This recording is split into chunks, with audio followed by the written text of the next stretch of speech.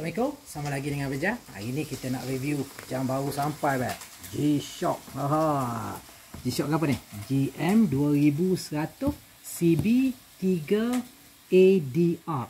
Jom kita unboxing dia. Bismillahirrahmanirrahim. Kita buka macam biasa G-Shock. Kita akan dapat manual dia dengan warranty dia. Ini manual dia, warranty dia. Tapi buka ada tin G-Shock. Okey, tapi tin dia standard.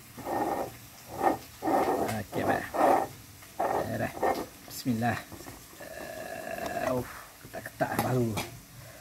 Ada tagging dia sama juga. GM2100 CB3ADR. Okey. Kita ambil. Ketak ini. Baru-baru ni. Keluar pada sponge dia.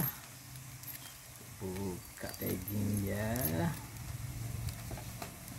Ini pandangan pertama. Okey, buka plastik dia. Wow, berkilatnya, shiningnya, cantik. Okey, kita tengok spek dia.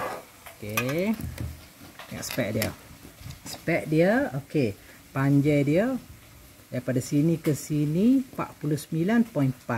Okey, ini panjang dia. Okey, lebar dia 44.4 mm. Okey, dan tebal dia 11.8 tebal dia. Tebal dia. Okey. Dia jam ni dia water resistant 200 meter Battery life dia 3 tahun. Dan dia ada loom dah kenapa? Glow in the dark. Cantik lah. Glow in the dark. Ini power lah. Okey, light dia pun ada. Okey, patut dia guna negative display kalau boleh nampak.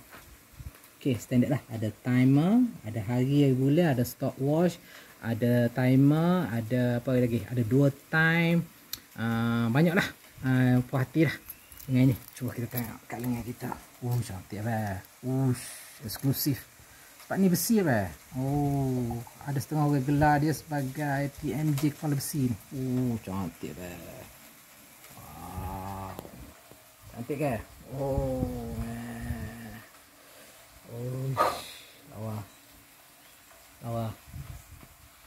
Lawa. Okey.